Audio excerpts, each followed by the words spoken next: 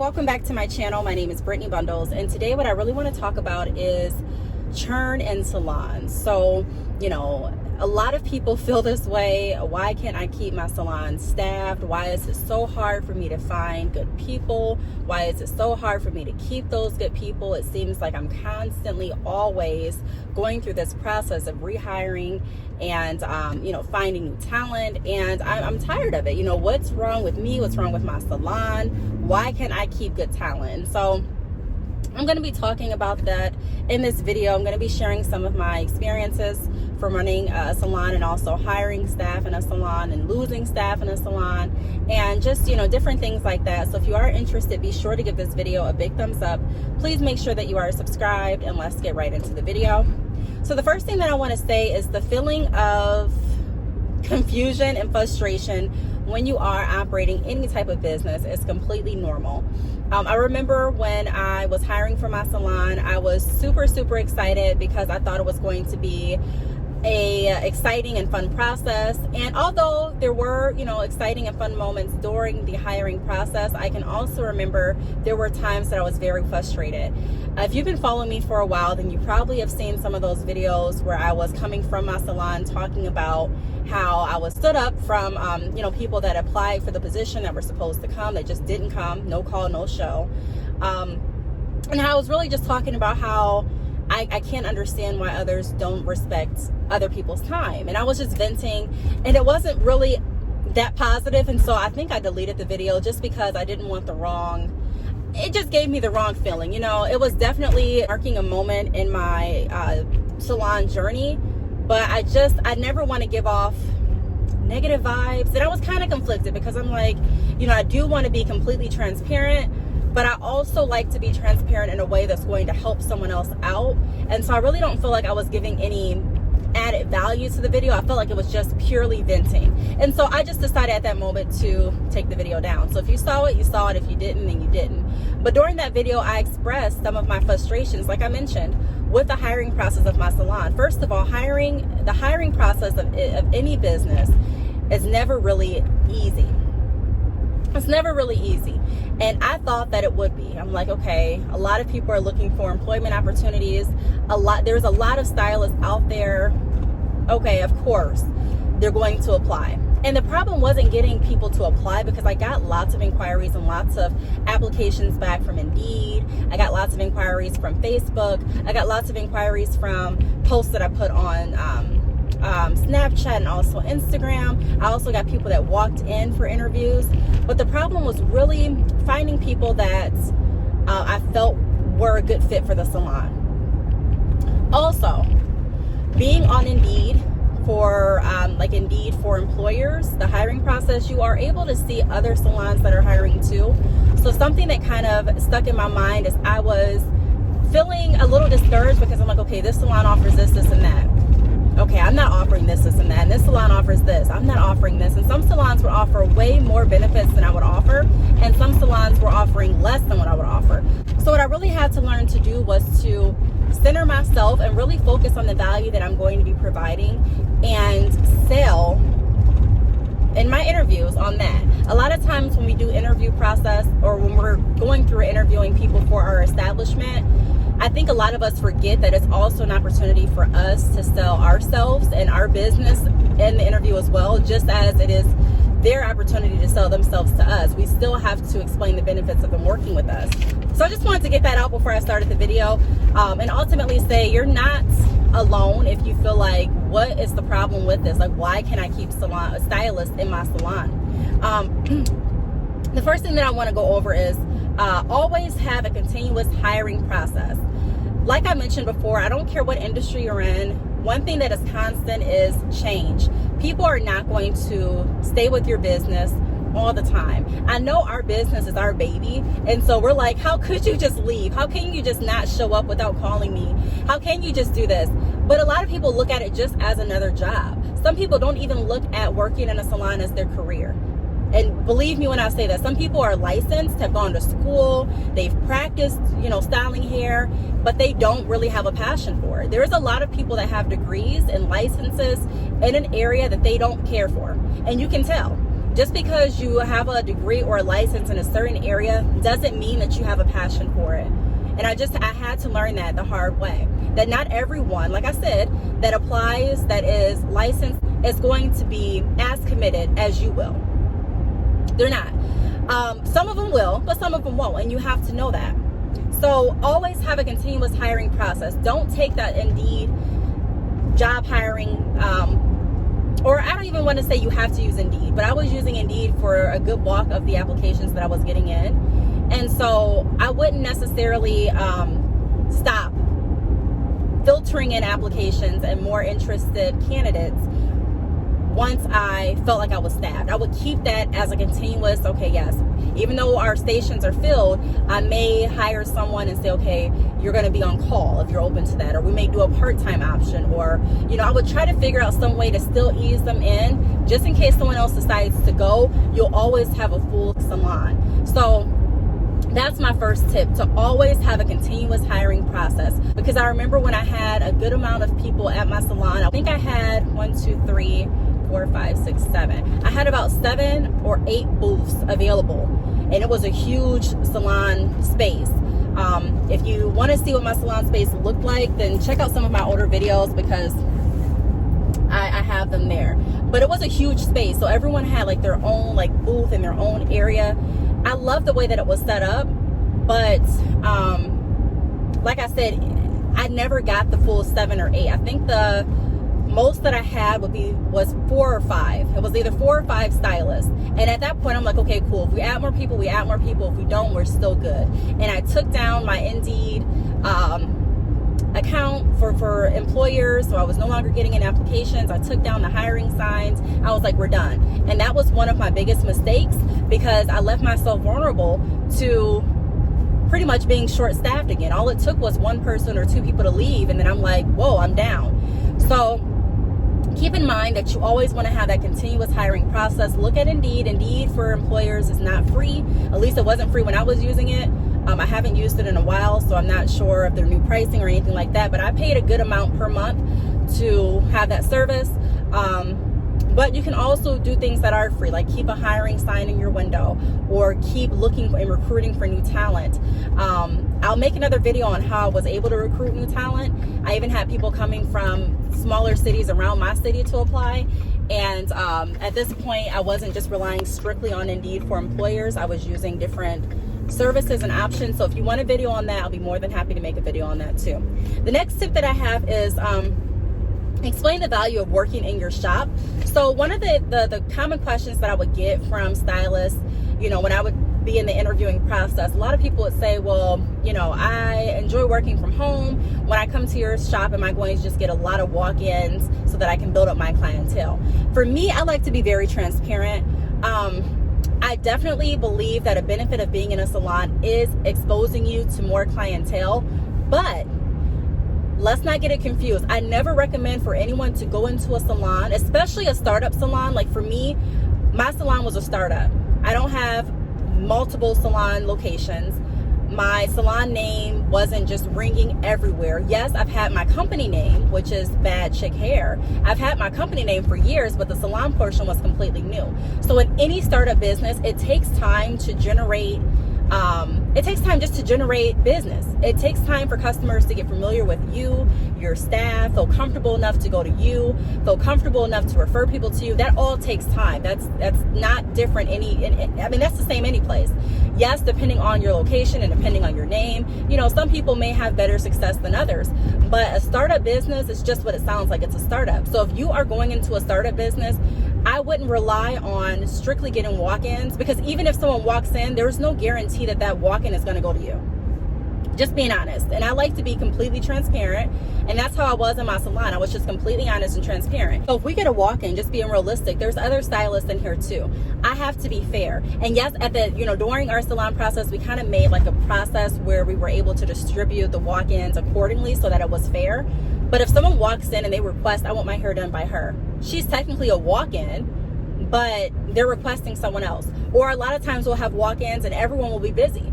And the people that were walking in would look at the work and be like, okay, I want her to do my hair. So there's no guarantee, is what I'm trying to say, is that a walk-in is going to want you to complete the service.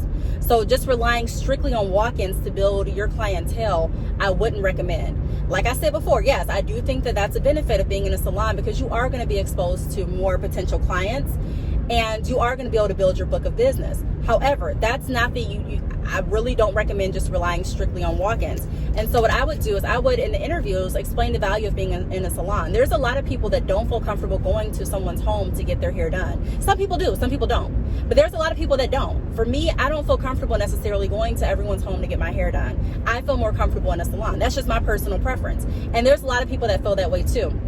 So I would explain that benefit. It's also a place, like I said, to get your name out there and to build a better reputation, because I would also give different tips on how to have a cleaner presentation on your social media, different tips as far as just selling, even taking pictures. Taking pictures is definitely it works wonders when you learn how to take pictures in good lighting, good quality pictures of the work that you've done, and really have a professional bio. It can definitely help bring in more clients.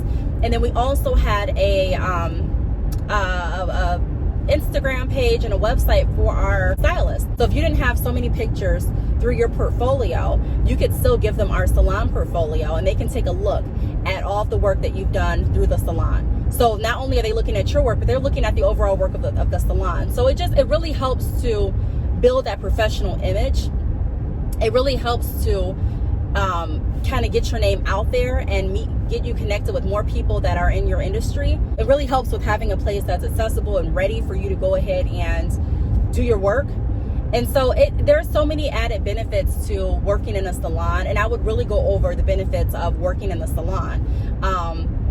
Different opportunities as far as networking. I got an opportunity to be in a magazine, and so I definitely mentioned my salon name, and that brought more clientele in. And someone even said, hey, I'm coming in because I saw your salon featured in the magazine. So I'm just saying, like, it brings you into more contact. It also helps you to continue to learn, because you're around people that are doing what you're doing, just in their way. You know what I mean? A different way. Some stylists would braid this way, some stylists would braid this way. Some stylists would bring in different tools and different products, and some stylists would learn from. So it's like you're always learning. So it's just a cool environment to be in that really can help strengthen your skills and put your name out there. So I would definitely provide the benefits of working in a salon, so they understand why they're coming to a salon. Because a lot of stylists, their question to me would be, well, why am I paying booth rent? I can just do this at home. And it's like, you can just do it at home if you want to. I mean, that's up to you. I don't know. I'm not going to get into logistics or anything like that, but you can do whatever you want to do. That's on you. But I'm just saying, here, these are the benefits of being here. You know what I mean? And this is what the booth rent covers here. So that's another tip. Now, the next tip is help your stylist be successful. So one of the stylists wrote a sweet message on my wall, and she just explained so many things that she learned from working in the salon. And what I wanted to do, and what I tried to do every single day, is provide value to my stylists.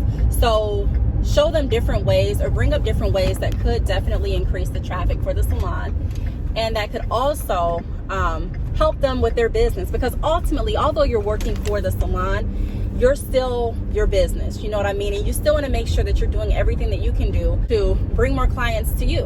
And you still want to make sure that you're being professional. You still want to make sure, because in my opinion, working in a salon, it's more than just doing hair. There's still a side of selling that, definitely can come into play, that can help increase your pockets. You know what I mean? And learning how to be professional, learning how to sell, learning how to maximize on making sure that we're setting up repeat appointments, learning how to make sure that we are explaining the benefits of coming back to our salon. There's so many things that we can learn that can help with building our book of business that go beyond styling hair. You know what I mean? And so that's what I wanted to do every day. So also let your stylist know that you are there for them, and that you do want to make sure that they're successful, because you're a team at this point. If they're successful, you're going to be successful. And so I just kind of break that down. Also, being active and being present. Now, I can admit, with my salon, I was not there every single day. I was not there. But I did try to be there as much as I could. So I was there pretty much. I would say if the salon was open 7 days a week, I'd probably be there a full of 5 days. I would be there. Like I said, not all day, every day, but I would be there a good amount of time. Even with my children, I was there.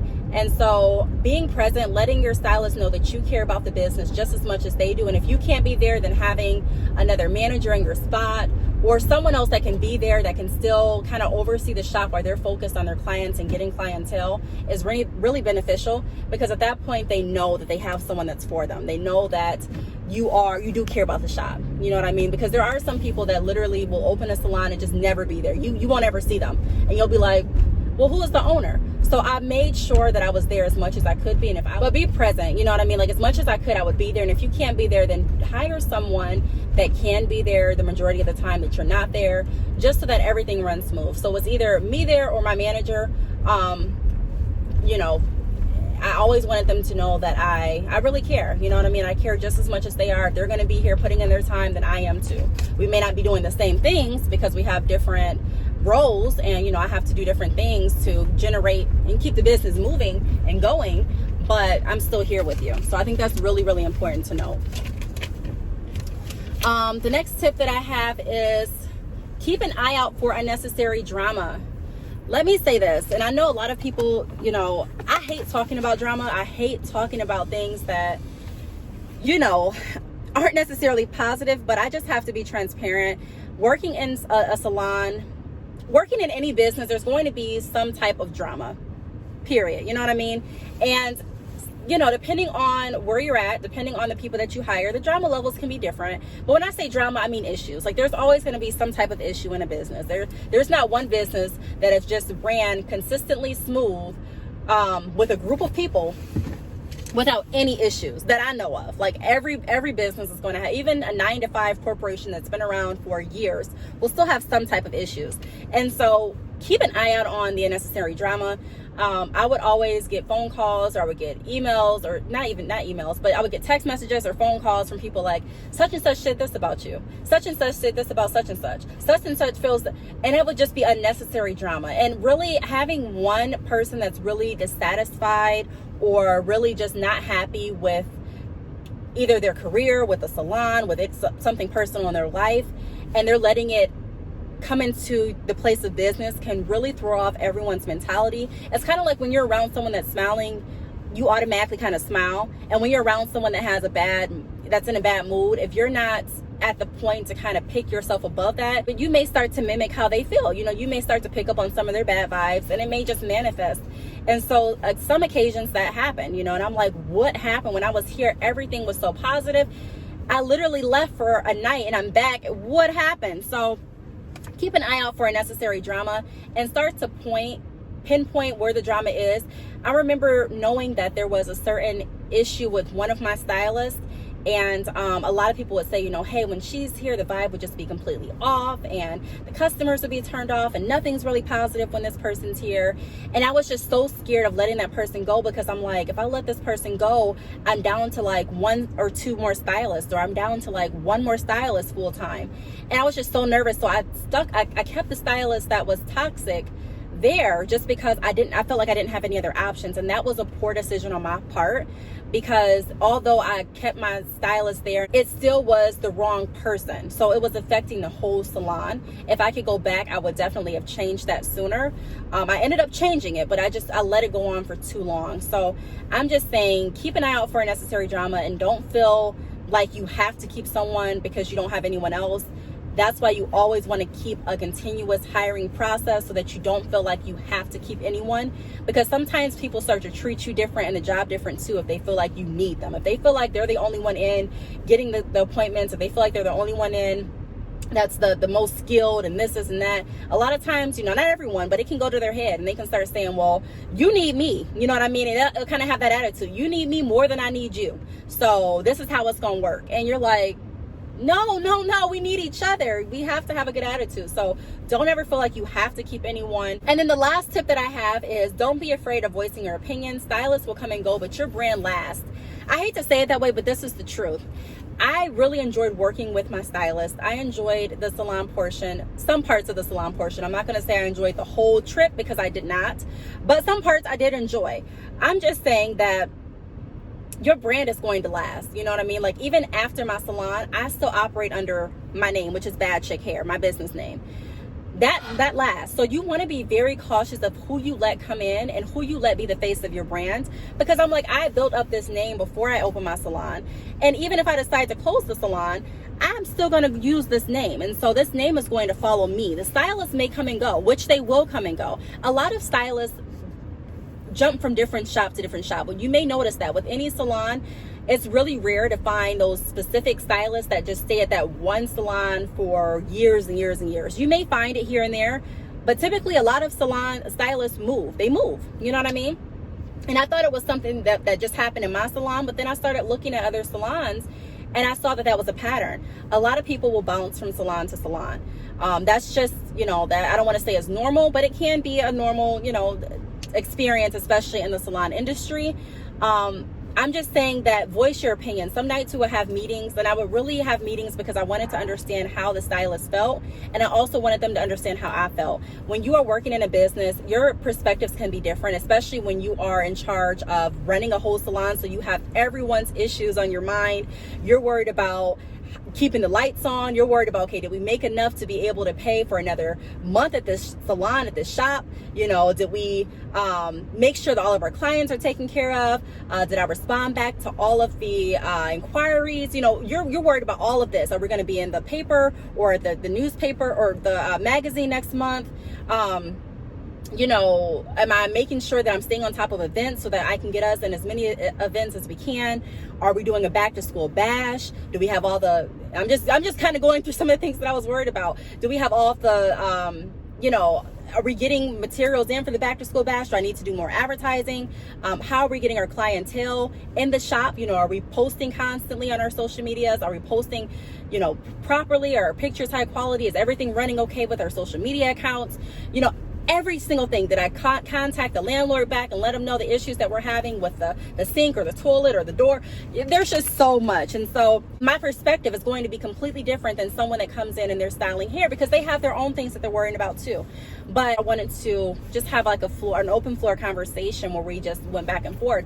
And during one of the conversations, it was really great. Even one of the stylists started, crying. I gave her a hug, and we really, were able to talk through some of the issues.